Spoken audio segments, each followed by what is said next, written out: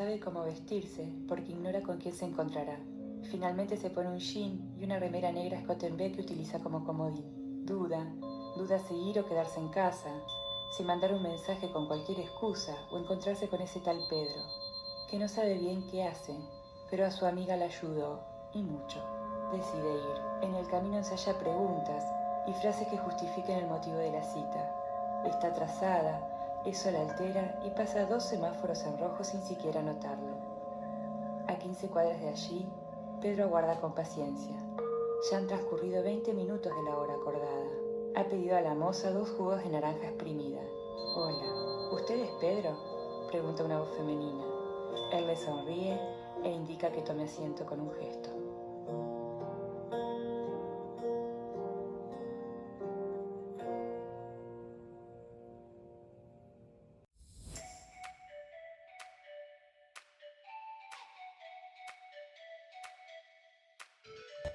Bueno, Mariana, muchas gracias por estar acá en este canal y bueno, agradecerte profundamente tu gentileza, tu amorosidad para charlar un rato. Y lo primero que quiero preguntarte es quién es Sonia y quién es Pedro, estos protagonistas de Dos almas, un encuentro, tu libro de 2015-2016. Bueno, un gusto estar en tu canal con vos, Eva, obvio. Sonia es una buscadora y Pedro en esta oportunidad o en esta obra es el facilitador de esas búsquedas. La buscadora o quien está tratando de encontrar un camino distinto a lo que viene viviendo, en este caso la representé con Sonia, digamos, pero no es que Pedro no está aprendiendo, él también aprende con ella, porque un poco la propuesta de la obra es mostrar cómo siempre estamos aprendiendo con las personas que nos vamos encontrando en el camino. Y si bien algunos tienen un tránsito o un camino más hecho o con más trayectoria que otros y pueden ayudar o facilitar de mejor manera o con mayor facilidad, valga la redundancia, siempre aprendemos con el otro y con las situaciones que nos tocan. Tiene mucho que aprender un sujeto cuando se encuentra con otro, ¿no? Cuando se produce un encuentro. Siempre tenemos mucho que aprender y siempre el otro o el encuentro, por eso se llama Dos almas, un encuentro, es una posibilidad. Lo que pasa es que no siempre la tomamos. A veces lo que el otro nos interpela, lo que el otro nos mueve no nos gusta.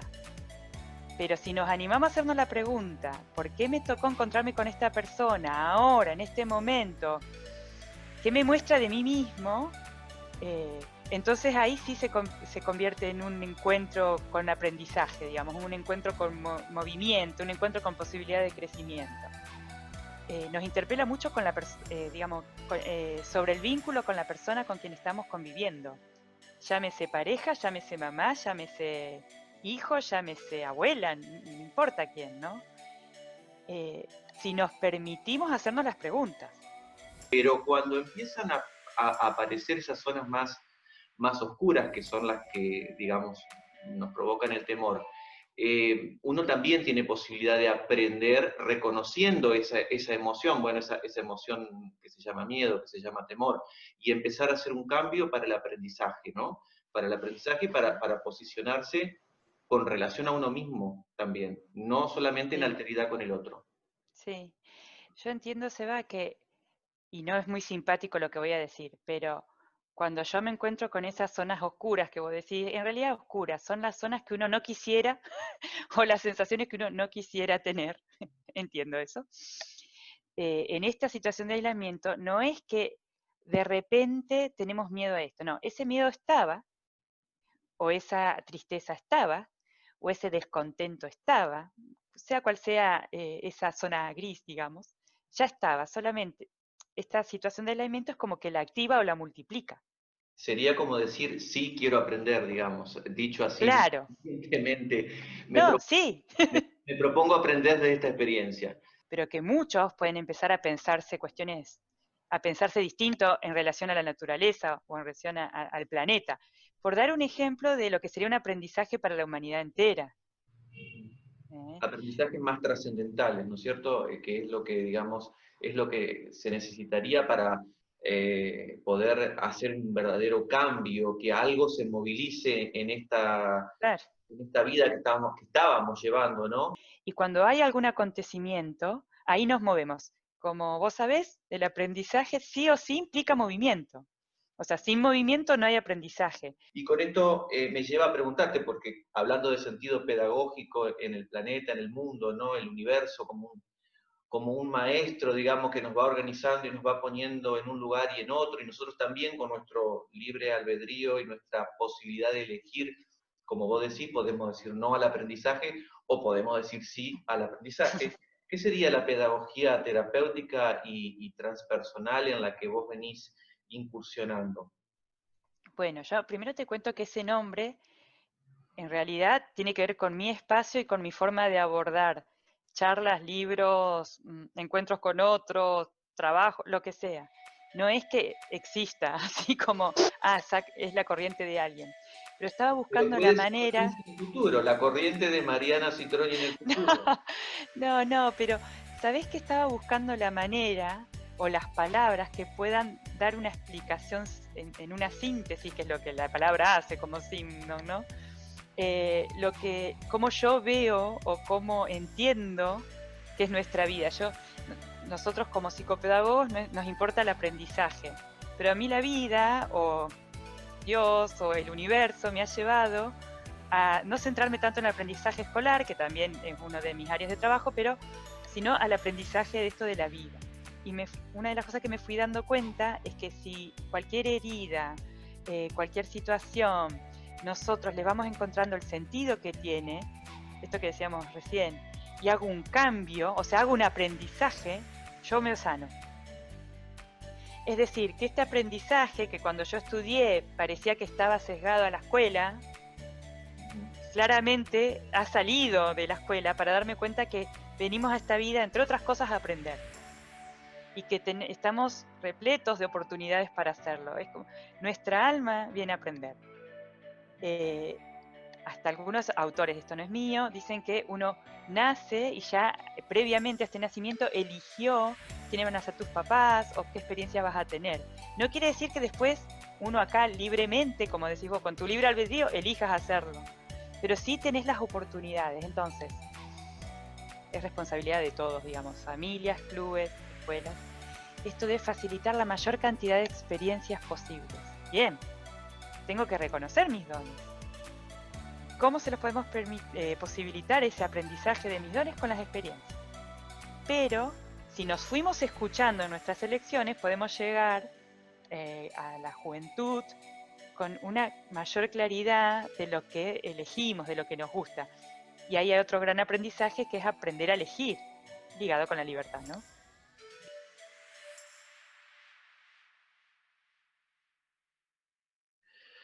Bueno, Mariana, muchas gracias por esta segunda oportunidad de poder conversar, mejor dicho, de seguir conversando desde el lugar de tu profesión, la mía, somos colegas, licenciados en psicopedagogía, vos sos doctor en educación y a partir de tu doctorado has editado un libro que se llama Familia y Educación.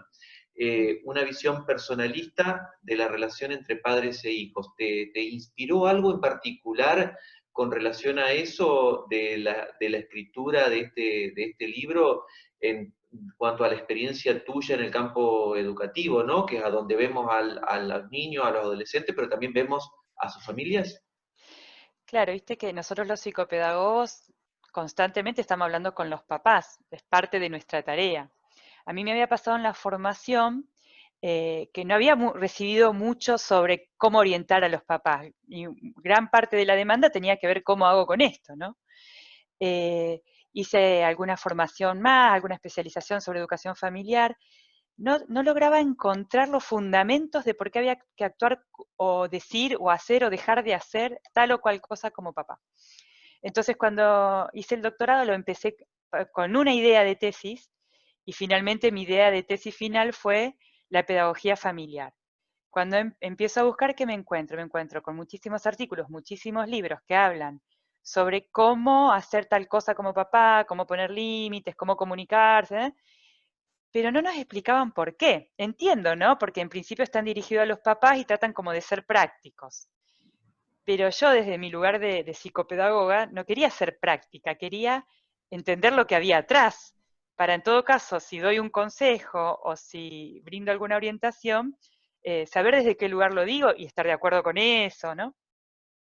Entonces, bueno, ahí empezó la búsqueda y encontré que la pedagogía personalista, que es una manera de ver al ser humano, es decir, la persona es el centro, lo importante es cada uno, bueno, toda una filosofía, digamos, atrás de esta visión, me brindaba el posicionamiento que yo quería tener. Entonces, en ese libro un poco se plantea esto de dejar de repetir modelos, porque si no uno automáticamente como papá repite lo que hicieron sus papás, porque si está de acuerdo, repite, si está de acuerdo, repite tal cual, y si no está de acuerdo, hace todo lo contrario. Pero no deja de ser como un modo medio reaccionario de hacer la cosa, ¿no? Entonces yo decía, no, nosotros como papás tenemos que poder pensar qué hay atrás de cada cuestión. Por ejemplo, pongo un límite. ¿Por qué quiero poner un límite? ¿Porque me lo dijo alguien? No. Pongo un límite porque de esa manera le estoy enseñando que este es mi espacio y este es el de él, está aprendiendo a respetar al otro. Pongo una penitencia. Pongo, ¿no? Bueno, a ver, si pongo una penitencia le estoy enseñando que se haga responsable de algo que decidió hacer o de algo que hizo y que se dé cuenta que no da lo mismo, tratar bien que tratar mal.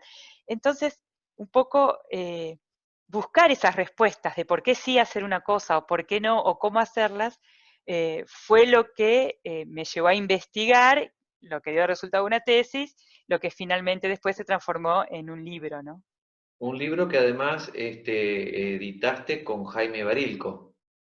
Sí, un libro que lo edita la editorial Bonum. Ellos tienen varios lectores, uno se lo envía y lo leen distintos especialistas y deciden si te lo editan o no te lo editan, te lo En tu caso publican o te no, digamos. tocó ni más ni menos que Jaime Barilco para que Claro, leas. porque él se encargaba del área de pedagogía y familia. Bien. Y tenés un segundo libro editado que se llama Padres e Hijos Caminando Juntos. ¿Tienen vinculación entre sí estos textos o el abordaje, digamos, que además tiene que ver más con una tesis y un formato de escritura, ¿no es cierto?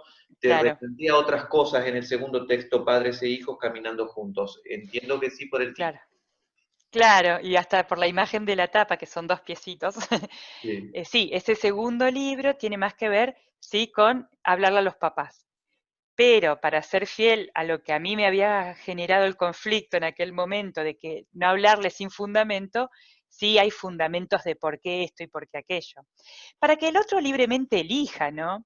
Yo entiendo que cualquier libro hecho, esta conversación, la que tuvimos en el otro encuentro, son propuestas, propuestas para que el otro elija si las quiere tomar o no. Si, entonces ese libro, para que el otro elija libremente, volviendo al ejemplo, si poner o no un límite, yo fundamento por qué, que no es una fundamentación que se le ocurrió a Mariana Citroni, por supuesto, tiene que ver con un montón de autores y personas que lo han estado pensando, poder retomar esto y a partir de eso hacer una propuesta específicamente en el campo de la educación familiar, porque mayormente la pedagogía se mueve en el campo de la educación formal y la educación familiar corresponde a lo informal.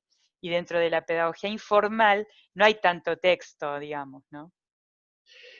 ¿Cómo crees que están hoy día esos vínculos, esas caminatas en las familias del siglo XXI, de este año 2020, un año muy particular por las circunstancias conocidas por todos, en cuanto a la relación, al vínculo padres e hijos? Nos fuimos a los extremos, digamos, un poco lo que yo experimento. Si vos te reís es porque a vos te debe pasar parecido. De la generación que ha recibido de sus papás mucha firmeza, mucha estructura, propia de su historia, o sea, no hay que, uno cuando ve la historia que vivieron nuestros papás lo entiende, no es algo que yo lo critico, digo, pero lo critico negativamente, comprendo que haya sido así, pero entonces de estas familias que educaron muy así, nuestras generaciones de papás, como no queremos muchos repetir eso, es como que le dejamos en libertad todo, ¿no? Entonces, bueno, elegí qué querés hacer, elegí cuándo querés comer, elegí cuándo querés hacer la tarea, elegí.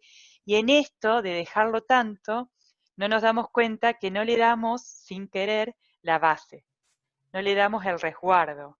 Porque ellos pueden elegir, claro que sí, pero pueden elegir en función de desde dónde eligen. Hay cosas que no, ¿a qué querés jugar? de lo que le gusta más, no hay mucho fundamento. Pero si hacer la tarea o no hacerla, no, sí es importante, si ellos saben por qué es importante hacerla, o mentir o no mentir, no. Vos no mentís, si vos mentís, cuando digas la verdad, los demás no te van a creer. Cuando mentís, los otros empiezan a desconfiar de vos, después socialmente eso tiene una consecuencia. Entonces, vos podés elegir mentir, pero ya sabés que hay todo esto detrás. Entonces, ese sería el punto medio, pero sin querer nos hemos posicionado desde decir la verdad, porque si no te vas a la pieza 5 horas encerrado, a, bueno, es chiquitito, miente, no pasa nada.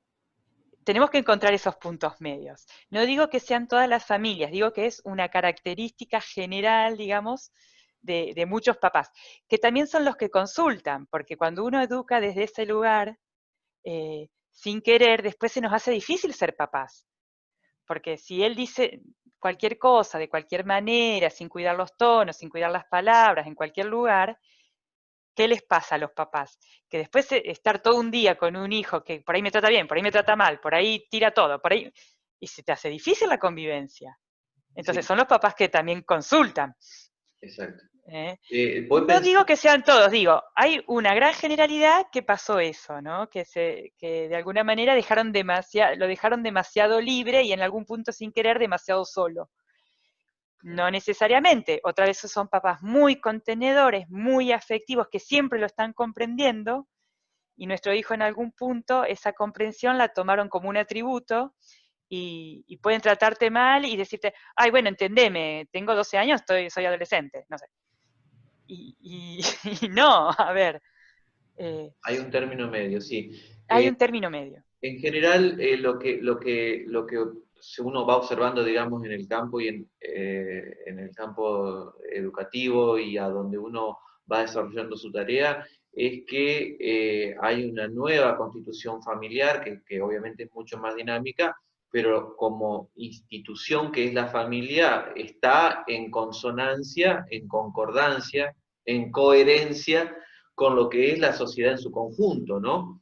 Y con este movimiento que venimos teniendo en los últimos años del siglo pasado y en estos 20 años que llevamos de este siglo, muy vertiginosos, y en donde seguro las TICs, las tecnologías de la información y la comunicación, han embatido con fuerza hacia el interior de dos instituciones muy importantes de la sociedad. Primero la familia, sobre todo para un niño, para un adolescente, y Ujú. después la escuela. Entonces, en este embate que hace toda esta vorágine que nos provoca la sociedad del conocimiento y de la información en la actualidad, hay una gran injerencia hacia el interior de estas dos instituciones, ¿no? Con Sí, relación al tema familia, porque creo que eso de alguna manera explicaría los padres que tuvimos, digamos, de una claro. época diferente, de un momento de la sociedad mucho más estable, en donde las reglas, las normas no eran cuestionadas y permanecían en el tiempo. Hoy todo se cuestiona, todo se pone en Sí, juicio. también en algún punto fue un extremo, porque en mi experiencia con trabajando, ¿no?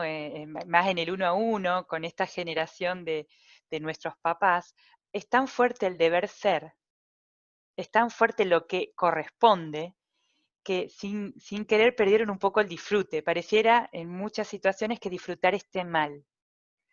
Y eso es algo que la generación de nuestros hijos la tiene muchísimo más clara. Disfrutar está bien, y es real, está perfecto.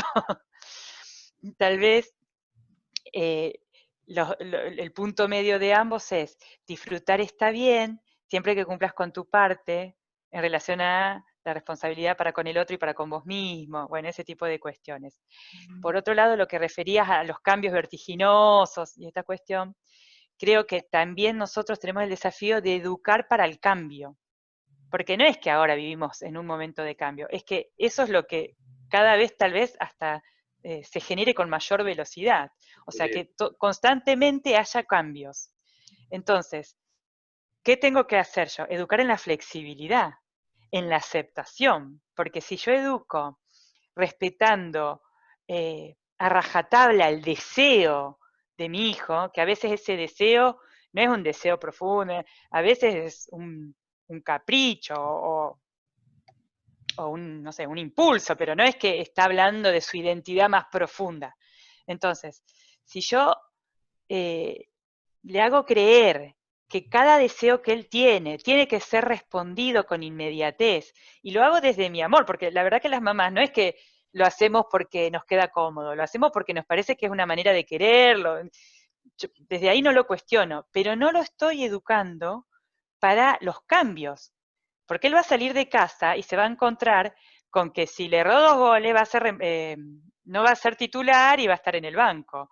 Se va a encontrar que en vez de tener 500 amigos en el Instagram, tiene 20. O sea, se va a ir encontrando con un montón de situaciones que no son como desea. Y si no aprende a que no pasa nada, que eso tendrá que ver con que no es este momento para mí, con que lo podré modificar de aquella manera, que tal vez puedo poner esfuerzo para ser titular, que no es importante, o sea, un montón de cuestiones que tienen que ver con ser flexible ante lo que me pasa, sufre. Entonces, no es que cuestiono el responder al deseo de los hijos, que es un poco la tendencia de la generación entre los mamás de 40, 30, 20.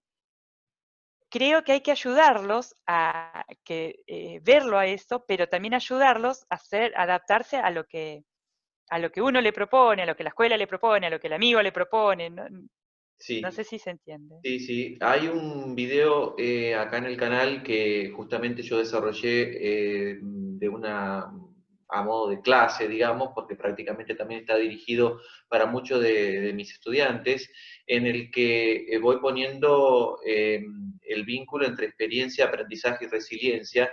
Y Ajá, cuando me toca hablar de resiliencia, naturalmente invoco a Boris Cyrulnik, ¿no?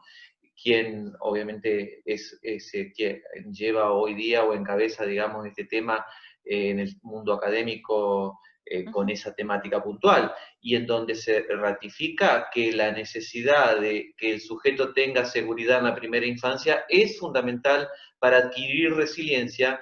¿Qué es la resiliencia? Es un nuevo comienzo, es decir, que frente a algo que nos frustra, frente a algo que nos duele, frente a algo que nos genera tensión, ujú, como por ejemplo perder un partido, que es lo que vos estás mencionando, el chico tiene que tener esa condición para poder superar eso y para poder hacer un nuevo comienzo y saber que la vida se compone de esto, que a veces ganamos y a veces perdemos. sí, Especialmente cuando tenemos que trabajar desde el hogar, como familias y como padres, la cuestión de la resiliencia con los hijos. Y esto se hace con seguridad, generando un lugar seguro. La pregunta sí, sería, que nos haríamos, no es para vos particularmente, porque es una está pregunta muy bien. amplia, pero es para dejar, digamos, pensando a quienes quieran tomar esta pregunta. ¿Cuánta seguridad garantizamos en la niñez y en la adolescencia en este siglo XXI? ¿Y con qué calidad, digamos, de educación nosotros promovemos este tema de los valores, del respeto por el otro, de la aceptación de la diferencia, para que nuestros hijos puedan asumir verdaderamente un modo de ser y una personalidad que les permita ser resilientes y que les permita disfrutar de todas las experiencias, de las que Ajá. no son tan buenas, que bueno, por supuesto a veces no nos gusta disfrutar, pero que las podemos resolver para tener un nuevo comienzo a partir de la resiliencia y también para disfrutar de lo bueno que nos pasa y no creer que siempre nos va a ir bien. Sí, dos cosas que se me ocurren ir pensando, como decís vos, ir pensando. Una es el lugar de cuidadores que tenemos. Ese lugar de cuidadores que es de la generación de más de nuestras abuelas, que es importante. O sea, bueno, yo digo, es más de la generación de nuestras abuelas desde la experiencia de nieta, porque en realidad las abuelas en aquel momento tal vez trabajaban mucho y no tenían mucho ese tiempo, pero me refiero a esto de contener, ¿no? De mirarte. A veces los papás, y me incluyo, los papás de nuestra generación trabajamos ambos, eh, o como vos decís, con tantos cambios familiares, hay muchas familias monoparentales y demás, y nos cuesta hacernos el tiempo para volver una mirada presente. O sea, estoy acá con vos mirándote, desde muy bebés. Es decir, esto de Yo digo, ¿qué pasa entre la foto cuando recién nació el bebé y en los 3 años que dicen no lo aguanto? ¿Qué nos pasó en el medio? Entonces, en el medio tal vez podamos recuperar esto que suele ser el rol de un abuelo, esto de mirar y cuidar con mucho amor, sin demasiada expectativa, solo porque sos vos ya te quiero y te amo y te cuido y te cambio el pañal con cariño y te lavo los dientes con cariño y te baño y te hago la comida. Conectarnos de nuevo las mamás y los papás con qué placer, qué bueno que tengo la oportunidad de hacerte la comida. Y no, oh, tengo que cocinar. Porque desde ese sentir está el desarrollo de esa seguridad básica. Yo le puedo decir te amo, te amo, te amo, pero si nunca lo miro a los ojos, si protesto cada vez que tengo que limpiar algo que ensució, si me quejo cuando vamos a hacer la tarea, mi te amo es un te amo no muy experimentado en realidad, no lo atraviesa mi hijo, le atraviesa sus oídos, pero no lo atraviesa. Entonces, un te amo que atraviese todo su ser es un te amo que acaricia porque atraviesa el cuerpo, un te amo que mira, un te amo que te espera si no te sale una multiplicación. Exacto. No es en la palabra, es en esto de estar presente. Entonces, una forma de que nuestro hijo sea resiliente y entonces necesita esa seguridad básica es dedicarnos a poder cuidarlo, mirarlo, todo esto, ¿no? Bien. Eso por... Evidentemente hay, como en todas las instituciones, también en la familia, a veces incoherencias, incongruencias entre el ser y el hacer, entre el pedirle que haga, tratando de destacar un valor, y lo que yo hago y lo que ve mi hijo de mí que yo hago, que no es un valor. Claro, Es decir, pedirle a él que no tire el papel por la ventanilla del auto si me ve a mí que lo estoy haciendo o me ve a mí insultando a alguien en el semáforo, ¿no? O a alguien que se me claro. atraviesa. Son Yo conductas. siempre en las charlas digo el mismo chiste, pero es, ¡deja de gritar! Entonces, sí, bueno, a ver, no va a funcionar. O sea, estoy diciendo dos cosas al mismo tiempo que se contradicen. Claro, Tratar de ser lo más coherentes posible, esa es claro. la idea. ¿Qué pasa con la palabra límites en esta época que parece que todos temen y que se confunde con el autoritarismo o se confunde con un Claro, modelo que no tiene nada que ver? ¿Qué sería el límite y qué nos está sí. pasando con el límite? Tiene muy, muy mala prensa el límite. El límite creo que tiene mala prensa porque es como si nos cortaría la libertad y lo que nadie quiere, y bueno, con nuestra historia de país menos, es cualquier cosa que pareciera que nos corta la libertad.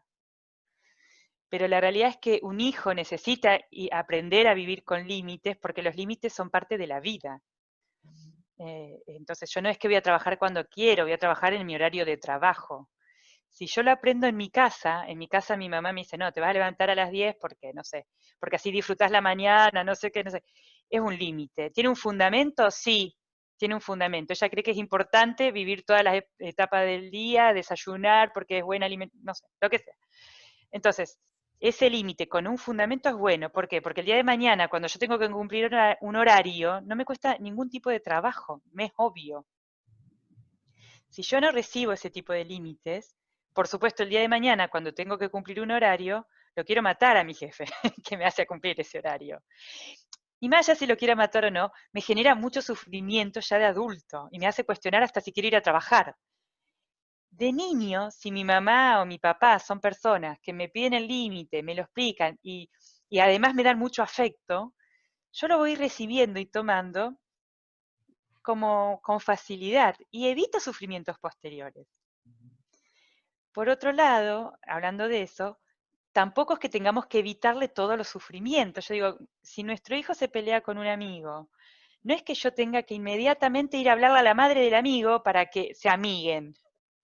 O ir a decirle al nene, ¿cómo le vas a decir a mi hijo tal cosa? Aunque como mamá me duela, lo mejor que puedo hacer es hablar con él a ver qué recursos o qué palabra o qué puede hacer para resolver la situación.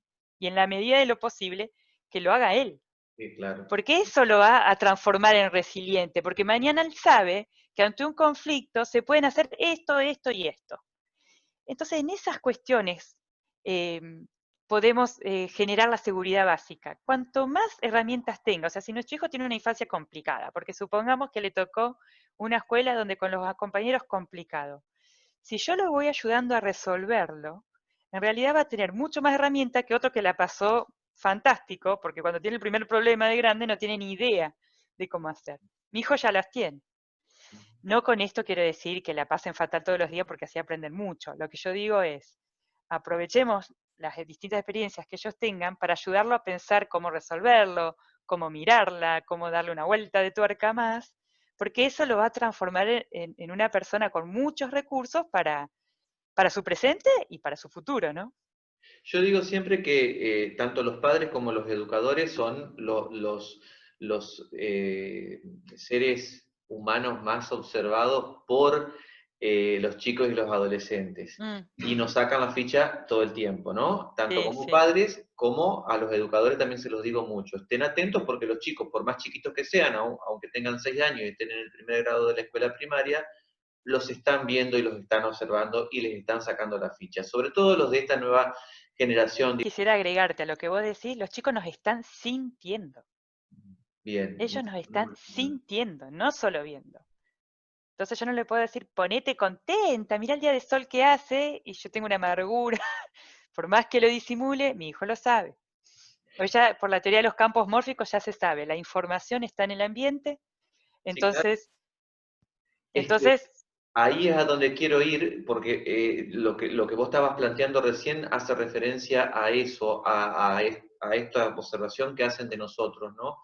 Y que es incompatible, es incongruente, incoherente y genera un modelo de padre, de progenitor, de padre, bueno, de la figura que sea dentro del hogar adulto, digamos, porque ujú, el adulto responsable que esté en las múltiples configuraciones familiares que tenemos en la sociedad, pero que representa algo incoherente con lo que después te pide, ¿se entiende? claro, Entonces, sí, esto que uno a veces lo dice a las familias y habla de estos temas con las familias y las familias te dicen sí, sí, pero verdaderamente cuesta mucho que tomen conciencia que tiene un gran valor en la formación de la personalidad de ese niño, de ese adolescente. claro, claro. Mira, una de la elección de dedicarme a educación familiar, o en parte, que sea uno de mis campos preferidos, tiene que ver con trabajar con muchos adultos y darme cuenta que la mayoría de nuestras situaciones irresueltas tienen que ver con lo que nos pasó en la infancia.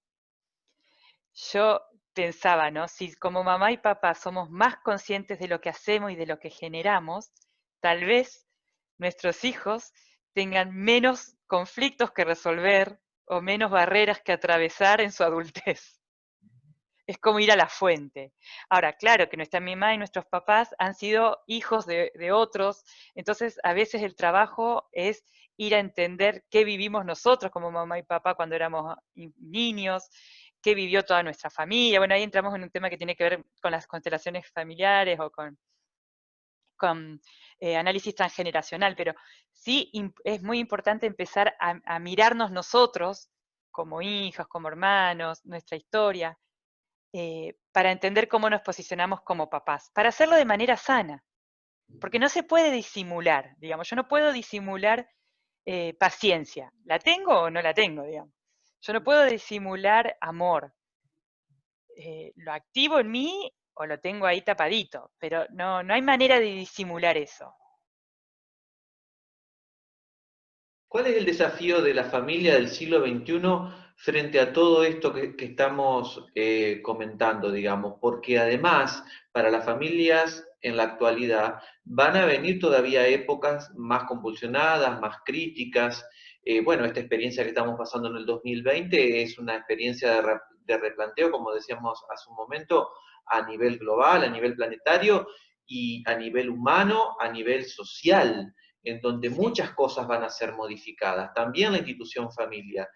Eh, frente a esto, digamos, que implica algo de incertidumbre, pero a la vez el curso natural que va teniendo el desarrollo de la humanidad y el progreso de la humanidad hacia adelante, ¿cuáles crees vos que van a ser los principales desafíos que va a tener la familia en la educación de sus hijos, niños y adolescentes?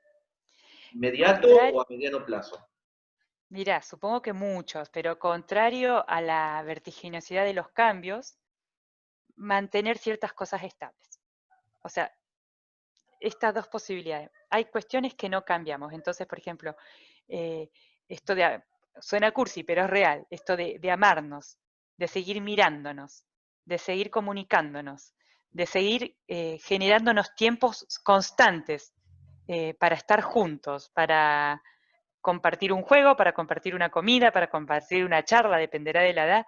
Eso tiene que ser constante, para que todo lo que se mueve alrededor y que va cambiando pueda ser, digamos, aceptable, pueda ser, digamos, tomado, transformado por nosotros. Si las personas no tenemos nada estable, la realidad es que es muy difícil, con lo cambiante que es el contexto, mantenernos en nuestro eje. Nos desestabilizamos, nos ponemos mal, digamos, emocionalmente sentimos un malestar, no saber dónde estar parados, sentir todo el tiempo incertidumbre. Entonces, eso va a seguir sucediendo.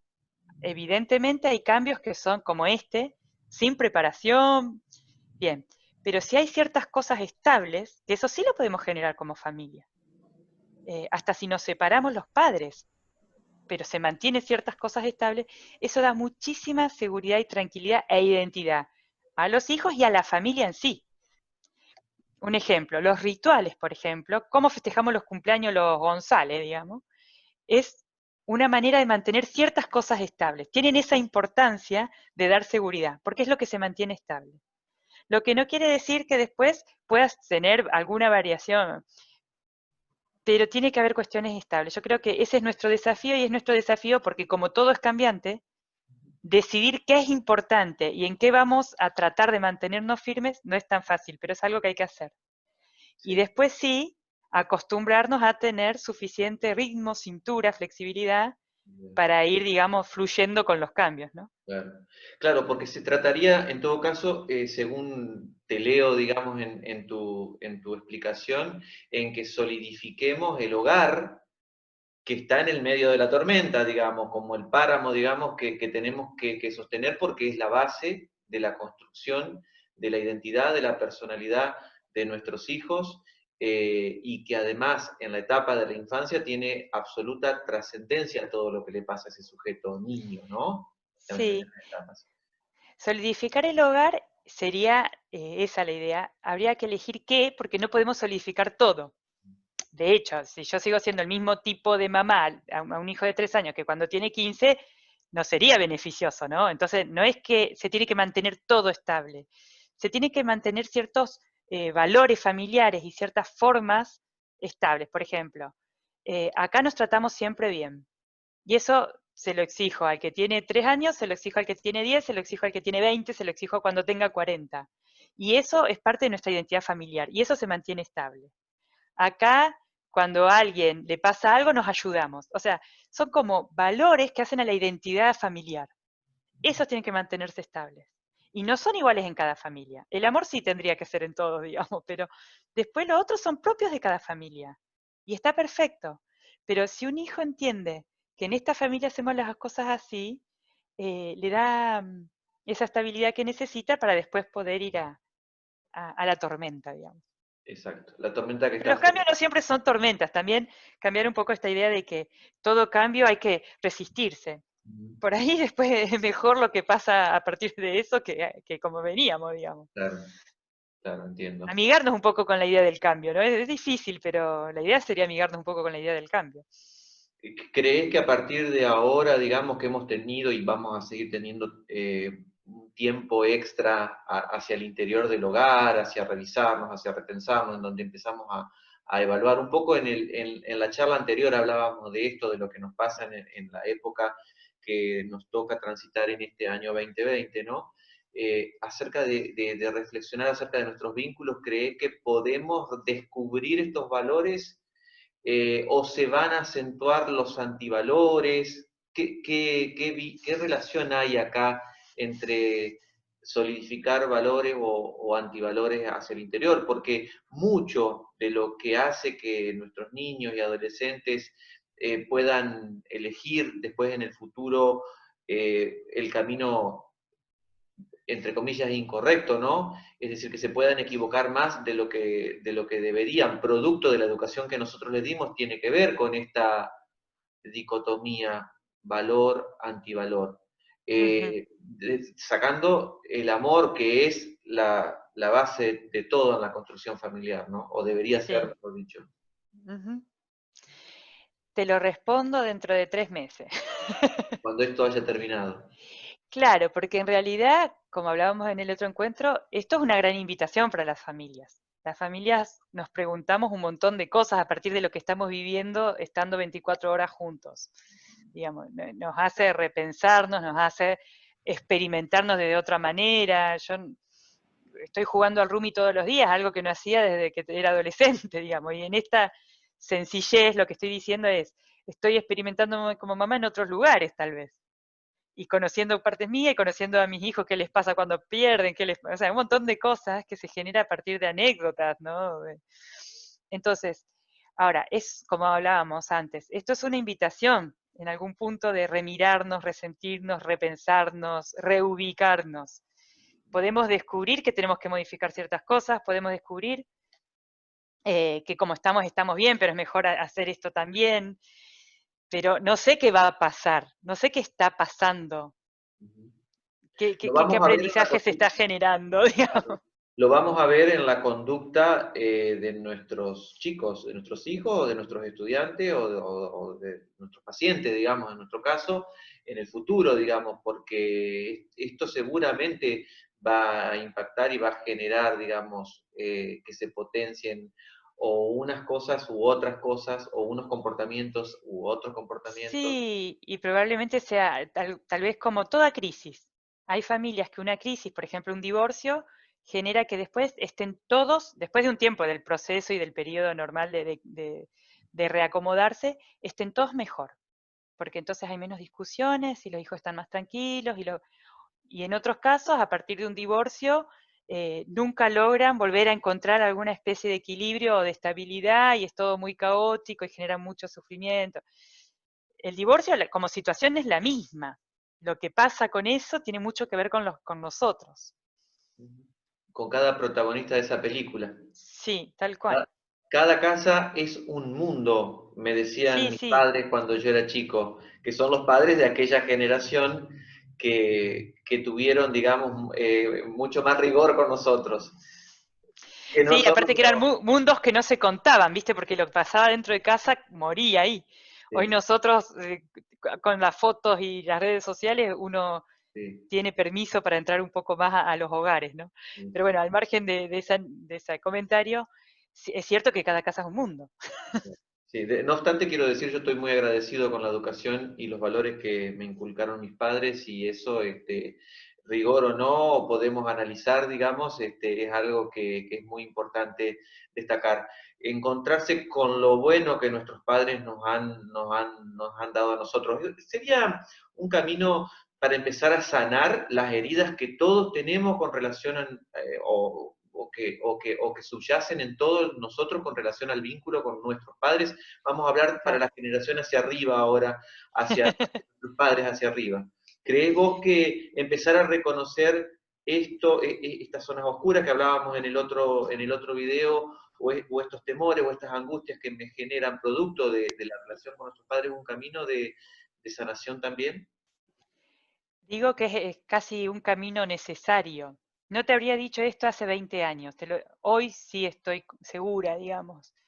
Eh, Mirar a nuestros papás tomando todo lo que podamos de ellos, aceptando lo que hicieron y sobre todo tratar de comprender por qué hicieron lo que pudieron. Esto es algo que se trabaja mucho en constelación familiar, esto de que hicieron lo que pudieron. Me decís, bueno, pero lo que pudo es ta, ta, ta, ta, ta. Bueno, miremos su historia. Tratemos de entenderla. Cuando era tu mamá tenía 25 años. ¿Qué había vivido? ¿Cómo llegaste vos? ¿Qué situación estaba viviendo tu mamá o tu papá? Cuando uno empieza a mirar la historia de nuestros papás y los comprendemos, es muy probable, no digo siempre, pero es muy probable que uno pueda abrazarlos como son sin querer que sean diferentes, ¿sí? Digamos, quitando esto de la queja o el protesto Mi mamá siempre me dice, todo es culpa de los padres, porque claro, en psicología hay mucho de esa lectura, pero en realidad no. También quién soy yo es gracias a vos, digamos, qué bueno, ¿no? Si estoy un poco conforme con cómo es mi vida, tiene que ver con ustedes, gracias.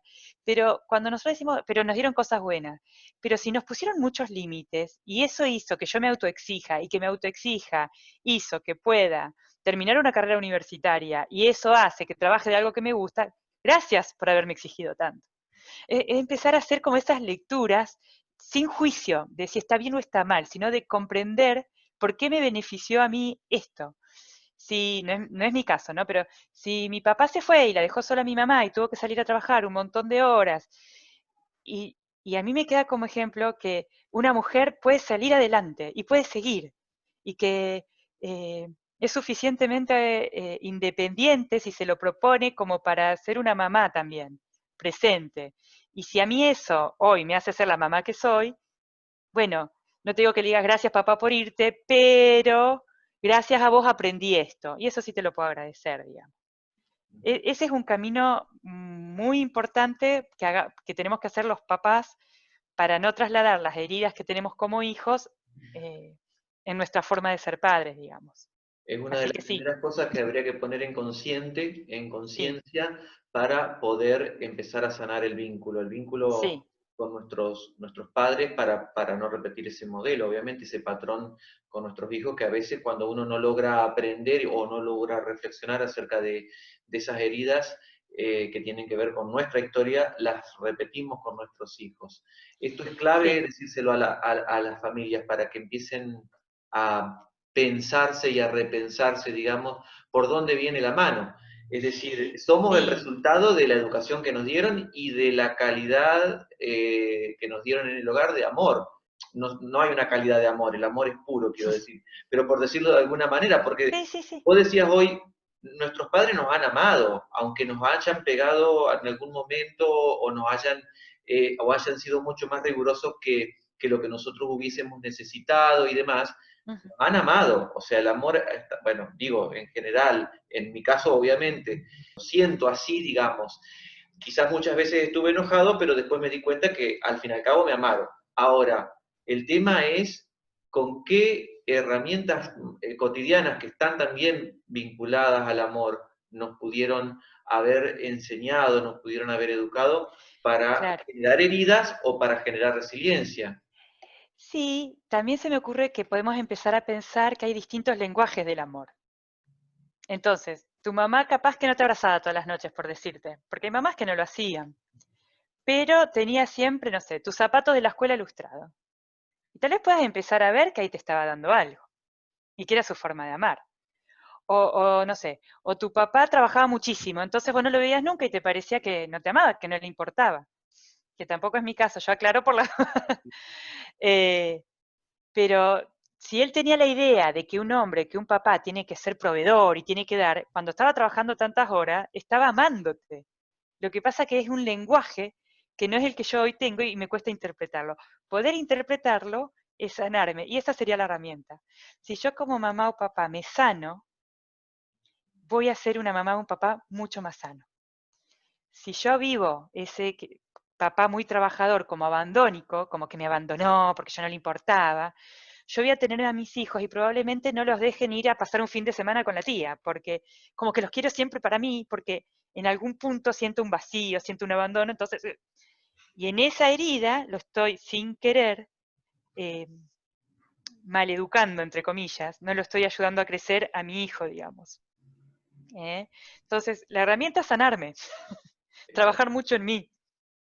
Trabajar mucho en mí. Bueno, Mariana, muchísimas gracias por esto.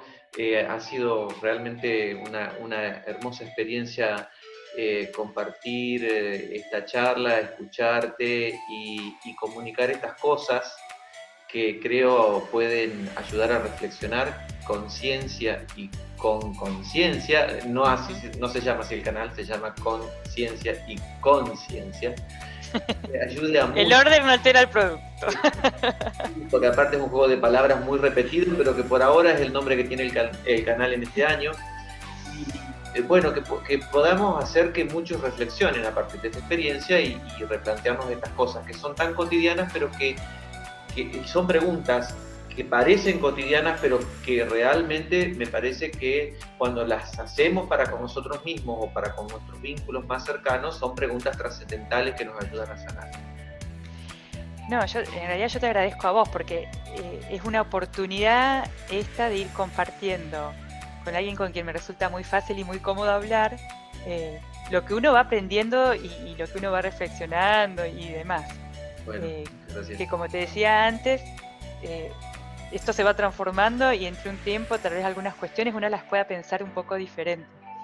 Pero hoy leía una frase que tenía que ver con esto: ir compartiendo lo que aprendemos es una manera como también de ampliar el alma, ¿no? De dejarla salir, de mostrarla. Tiene que ver con eso, con poder compartir lo que se aprende. Bueno, creo que te voy a convocar para una nueva entrevista o para una nueva charla o un nuevo diálogo.